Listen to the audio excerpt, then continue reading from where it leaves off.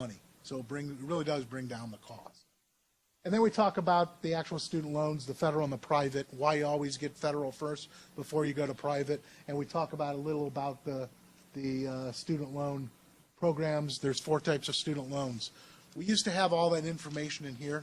To make it less dense, it's now in a handout, a 1-page handout that goes through and gives you all the information about the student loans. We found that kids aren't really all that interested in this, and it really gets bogged down into detail. So we think you hand out this. There may be some questions on it, so you should familiarize yourself with it. But we really generally just talk about those student loans and the different ones, subsidized, unsubsidized, need-based, Perkin loans. But what we do talk about is the features that all of them have, which are fixed interest rates. Interest rates have come down now, 3.9%, which is great. There's caps on how much of these loans you can get. Interest is deferred while you're in school. There's long cure periods. If you miss a payment, you get time to pay them back. And then there's great repayment options. One of the things we want to tell students is that if you're not going to make your payment, there's things you can do. The standard repayment for a student loan is 10 years. You can get that extended up to 25 years, right?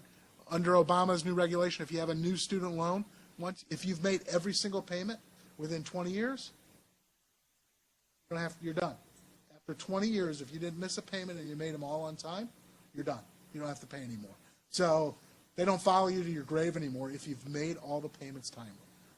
And then if you can't make the payments, there's an income-based plan where you can only pay 10% of your discretionary income. Right? So there's great repayment options under the federal program.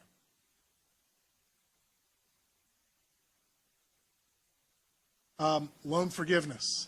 There's ways to get out of your loans. One, again, after the 20 years that we just talked about, you can get out of that. Again, you got to make every payment, so it's going to be 20 years worth of payments on time. And 2, public service. You can do public service with being a teacher, a fireman, a policeman, military, public education, charities. You got to spend 10 years doing it, and you get out of your student loan. Whatever the amount is, you get out of it. That 10 years doesn't have to be consecutive, but remember, if you're paying 10 years worth, you don't want to spread it out over 20 years because you're going to be, you would have gotten out of your student loans in 20 years anyhow. So, great things. Then we talk about private loans and why you don't want to get private loans. They should be your last resort. We don't say don't get them because sometimes you're going to need them, but they are more expensive, and we go through and talk about why they're more expensive. And another quick video that we just added that kind of shows you the length that they'll go to try to. Falling in love during a semester abroad. Priority number 7. Excuse me. There must be something wrong with my eyes because I can't take them off of you.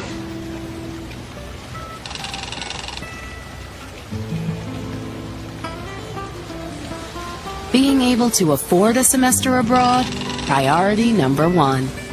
If you were a laser, you'd be set on stunning.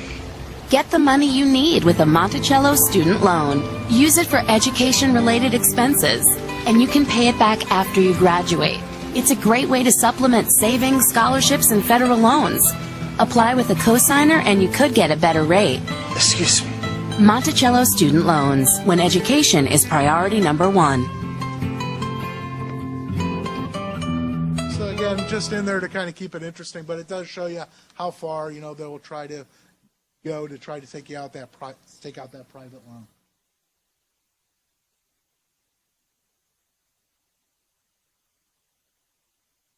We go through the private loan features. They're different than federal loans. There's not a 270-day cure period. You usually have to have your parents co-sign.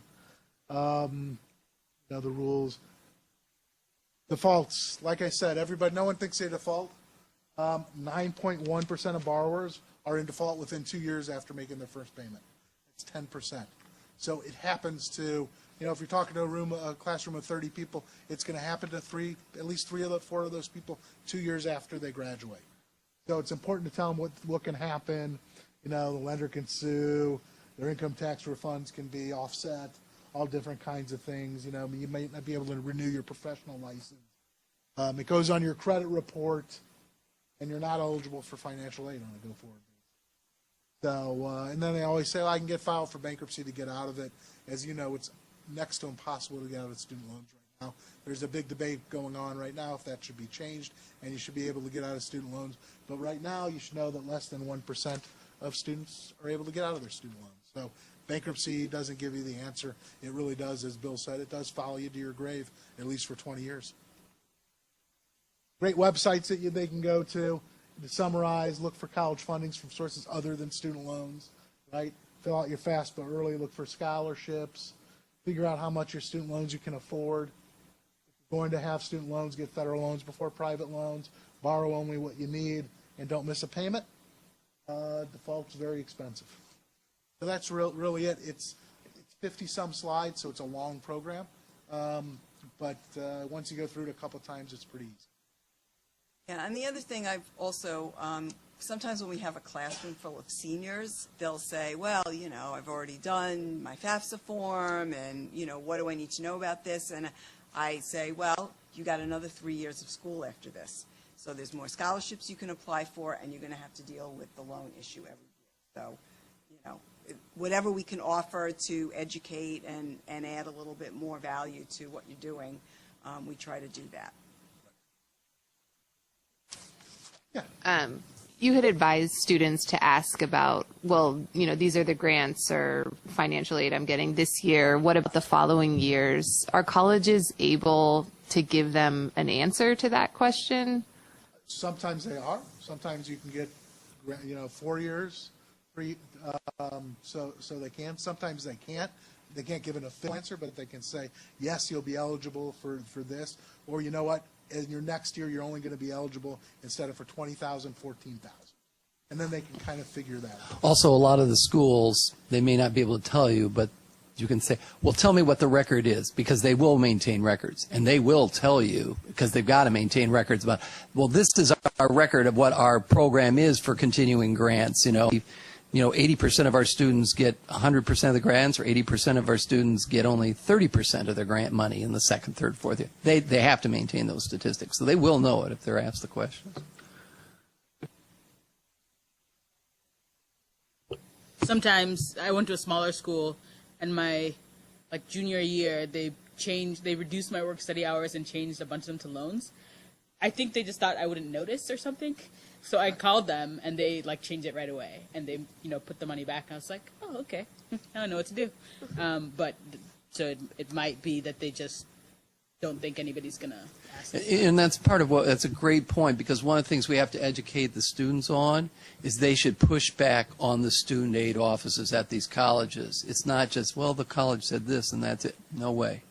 So that's a perfect example of a great story to tell in front of the class on what to do and your personal experience and that type of thing. Now I'm going to steal that and said it happened to me. Yeah, and it really is fun. I mean,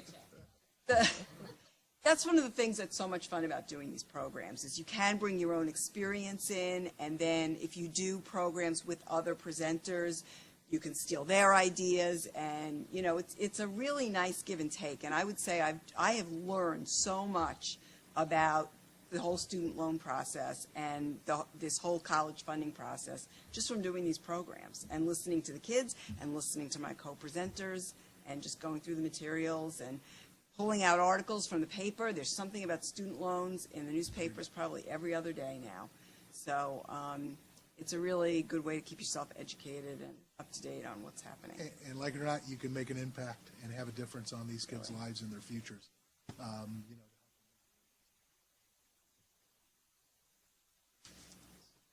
So Bill and I are going to talk a little bit now about the presentation dynamics in the classroom itself, okay?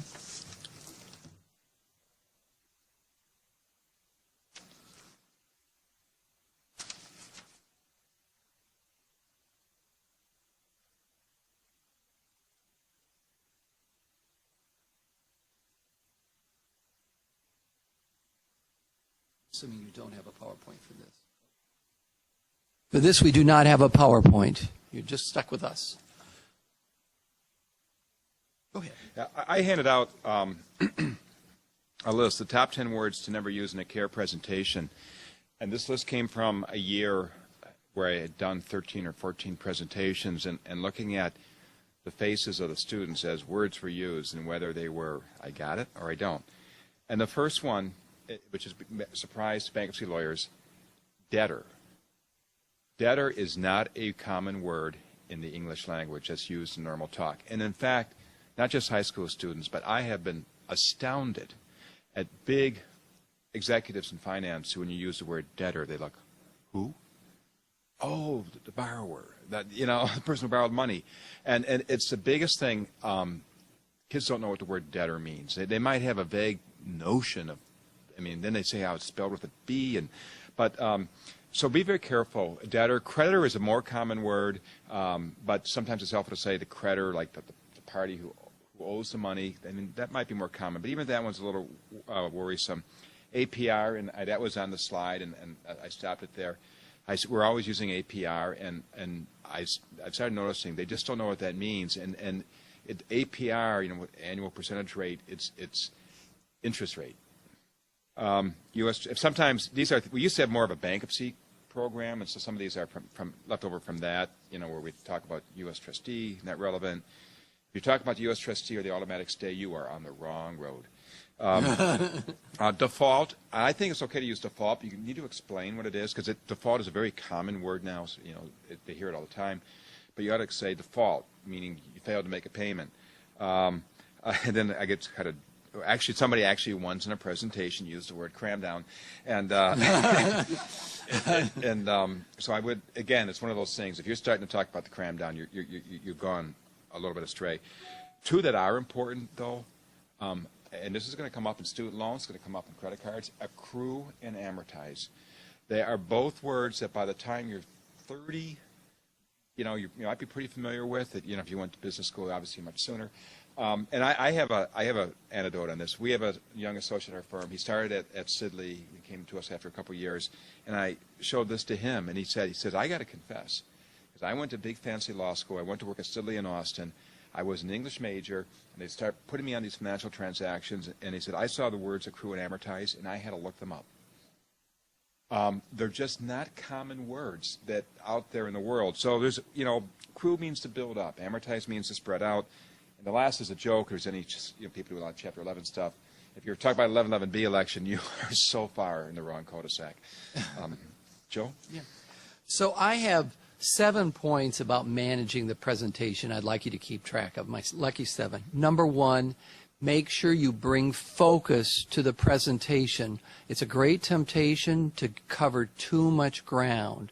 You can't do a program on credit cards and student loans in 45 minutes. It just cannot be done. Related point number 2, state at the outset what your class objectives are. And this is basic speaking. When you get up there and you start out, say, I want to talk with you about 3 things today related to credit cards. Number 1, what are interest rates and fees? Number 2, how are they marketed? 3, what are the penalties that happen to you if you don't pay? But whatever your point, but open up and tell them at the beginning your 3 objectives, or 4 or 2, but whatever, so it gives them sort of an outline for where you're going.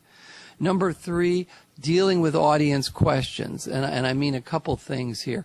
One is a technique that I usually use or often use is when I go into the class and I say, I'm going to talk about credit cards, let me just ask you guys at the start, are there any questions you want me to address right now? Or I ask in advance the teachers to collect the questions in advance. And I write them on the board or I have them there. And then the idea is as we go through the class, we'll make sure, by the end of the class, we'll see if we've checked them off. Related to that is, it's so tempting for all of us to say, hey, we want you to be involved. If you got questions, let us know.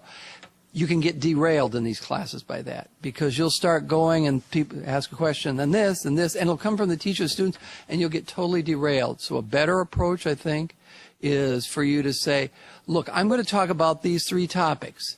And just hold on to your questions, write them down, and when I get to the end, then I'll take your questions. Because that way you can actually plow through and get everything done in your program that you want, and you won't get derailed.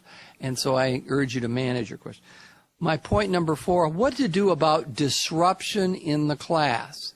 This sometimes happens. I went to a teacher training class sponsored by one of our partners, and they talked about there's two kinds of disruption in class.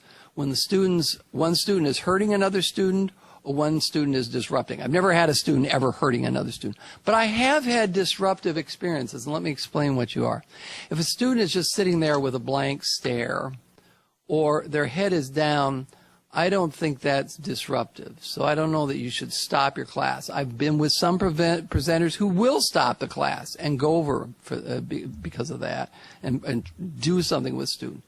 But I distinguish that from people who are talking, whispering, throwing spitballs, throwing balls up in the air and things like that are really a distraction. If it's a distraction, your job as an educator is to stop it. Now, there are different ways to stop it, and that, in some sense, is your style. Depends on your style. If any of you ever, do any of you here know Alex Molia? Yeah. So Alex will, he's great. I mean, he's really one of our best preventers, because he will go over there and he'll be this far from the student's face, and he'll say, "Why do you think I'm here? You're disrespecting me. How can you do this?" And I've done things like that too in suburban high schools and city high schools. And it does get their attention. You may not feel comfortable with that, but you've got to come up with your own technique. And if you see disruption, you should not plow through it and ignore it. You've got to deal with that to retain control of the class. Number 5, we referred to this, know the materials when you get in. Don't just be reading the slides. Anybody can do that, which ties to my point number 6, which is something that Erica and others referred to. Bring in anecdotes. That is important. This is the one time in my life where I've heard over and over from different teachers, we want to hear your war stories. They can read the slides as easily as we can.